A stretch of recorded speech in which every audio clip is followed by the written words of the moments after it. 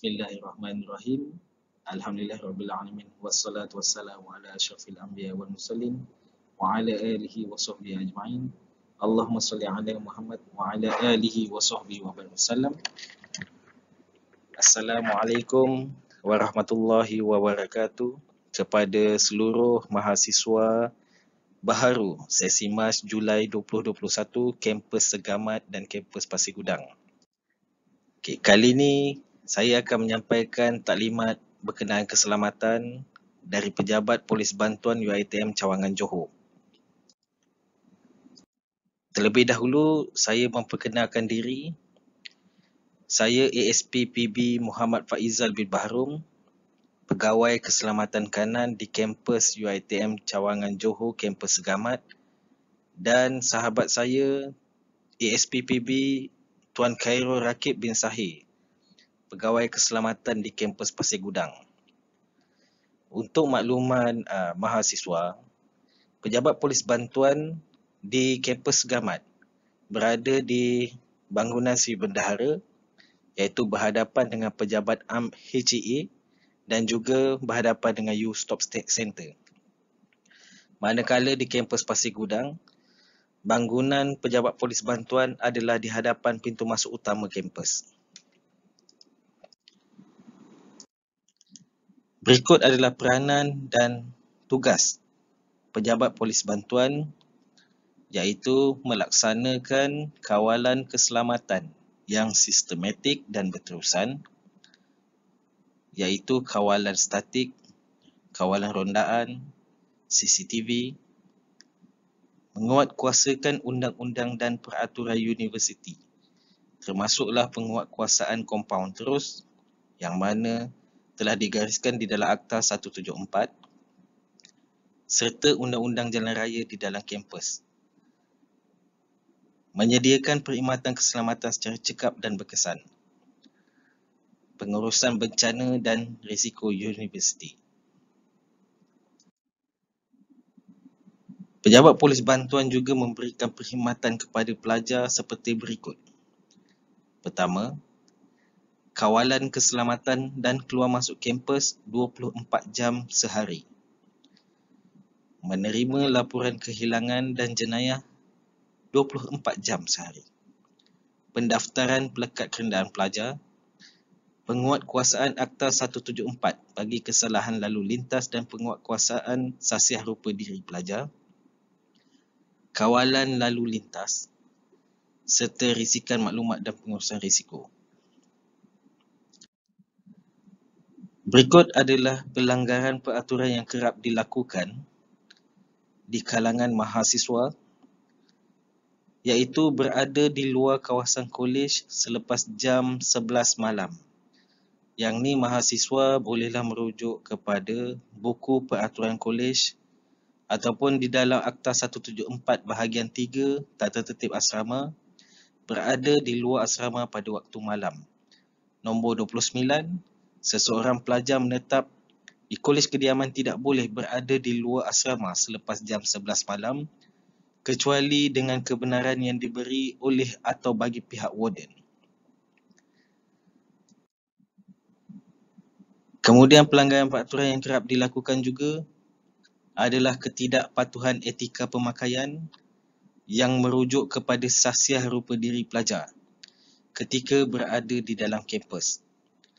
Mahasiswa bolehlah merujuk kepada garis panduan etika pemakaian yang telah dikeluarkan oleh pihak HEP. Contoh yang kerap dikompaun SRD adalah memakai baju selain baju korporat pada hari Ahad, berambut panjang bagi seorang siswa, mewarnakan rambut bagi siswi, berpakaian lusuh, koyak di bahagian kaki seluar, berseluar pendek ketika ke padang, memakai selipar ketika di bangunan pejabat dan kelas akademik, memakai baju T tanpa kollar ketika hadir ke kelas dan bangunan pejabat, serta tidak mempamerkan kad pelajar sepanjang masa di dalam kampus selain dari berada di kolej kediaman. Ini adalah pelanggaran yang paling kerap dilakukan oleh mahasiswa sepanjang berada di dalam kampus. Saya berharap mahasiswa-mahasiswa baru dapat mematuhi segala peraturan yang telah ditetapkan oleh pihak universiti, termasuklah etika pemakaian. Berikut adalah poster yang telah dikeluarkan oleh pihak HEP sebagai garis panduan kepada semua mahasiswa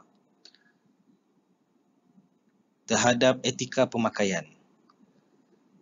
Poster-poster ini telah pun dinaikkan di sekitar kawasan kolej, bangunan akademik, di laluan-laluan utama jalan kaki untuk dijadikan sebagai panduan untuk hadir ke aktiviti sukan, perbentangan, pakaian korporat dan lain-lain. Kemudian, yang ini adalah larangan membawa kenderaan ke kampus. Boleh juga mahasiswa merujuk kepada peraturan kolej kediaman, iaitu peraturan larangan am perkara 9.3. Pelajar yang mendapat kemudahan kolej dilarang sama sekali membawa dan meletak kenderaan di kawasan kolej tanpa kebenaran.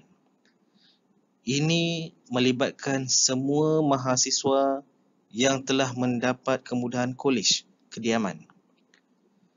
Manakala bagi pelajar yang tinggal di luar, iaitu pelajar non-resident, dibenarkan untuk membawa kenderaan dan perlu membuat permohonan pelekat kenderaan pelajar di Pejabat Polis Bantuan.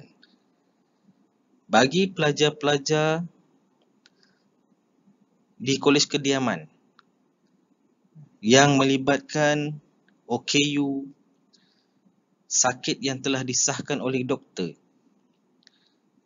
penglibatan aktif di universiti seperti MPP, JPK, bolehlah mendapatkan kebenaran secara bertulis daripada TRHCP untuk menggunakan kenderaan di kawasan kolej kediaman bagi memudahkan urusan pembelajaran.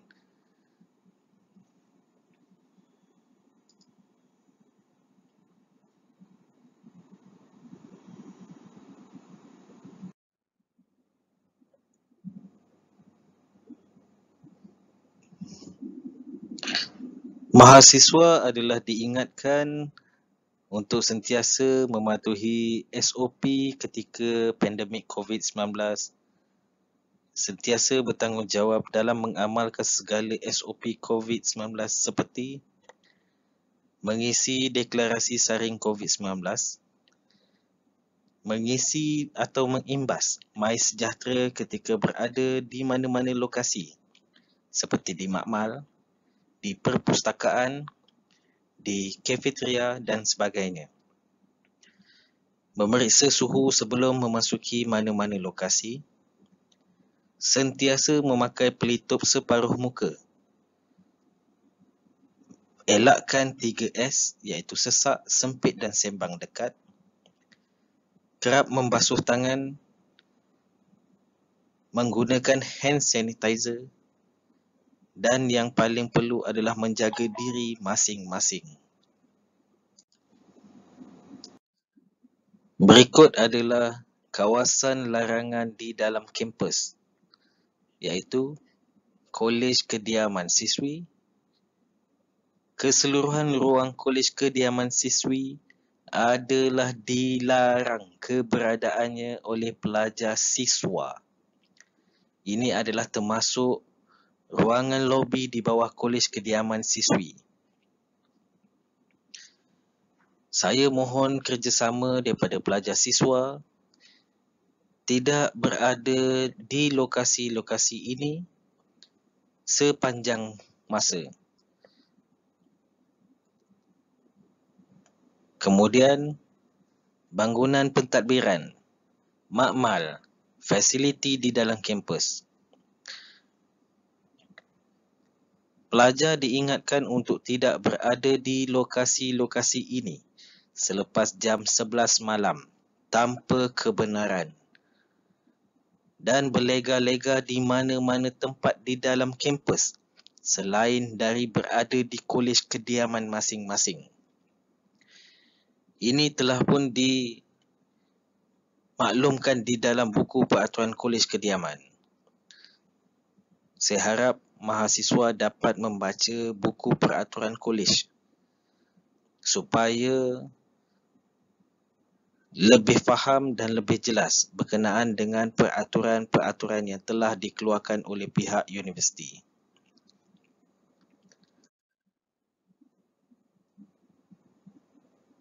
Saya akan bentangkan sedikit berkenaan dengan kes yang kerap dirujuk ke Jawatan Kuasa Tata Tertib Universiti.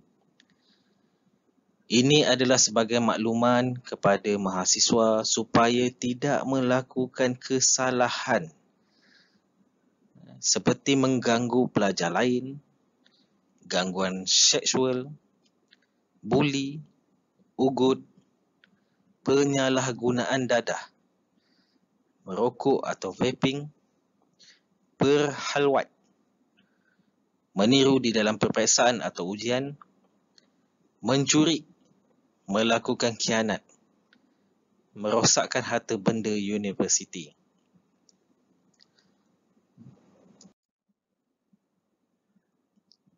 Ini adalah isu keselamatan semasa seperti kehilangan barang peribadi, duit, laptop, telefon pintar, pakaian. Kemudian ada penipuan internet, money scam, love scam, perhimpunan haram, membuat gempa di kolej kediaman, iaitu mengganggu situasi damai dan tenang di kolej kediaman sehingga pelajar-pelajar lain terasa tidak aman dan tidak selesa berada di kolej kediaman. Punca daripada berlakunya isu keselamatan ini adalah, pertama sekali adalah cuai yang berpunca daripada diri sendiri, tidak mengenali rakan sebilik dan rakan sekolej, tiada kunci tambahan, bersikap pentingkan diri sendiri. Untuk makluman semua mahasiswa baharu, sekiranya berlaku sebarang kecemasan, kecurian, jenayah dan sebagainya, bolehlah menghubungi nombor telefon yang telah saya sertakan bagi kampus Segamat 0793522255, manakala di kampus Pasir Gudang 0738179902. Kami akan membantu sekiranya mahasiswa mengalami sebarang kecemasan dan sebagainya. Selain daripada polis bantuan, mahasiswa juga boleh merujuk kepada MPP, kepada JPK. Malah mahasiswa boleh meminta bantuan daripada pihak SRK, iaitu resident staff yang merangkap sebagai warden di kolej kediaman masing-masing. Akhir kata, keselamatan anda adalah keutamaan kami. Keselamatan adalah tanggungjawab kita bersama. Jaga diri dalam keadaan yang selamat. Sekian, wabillahi taufiq wal hidayah. Wassalamualaikum warahmatullahi wabarakatuh.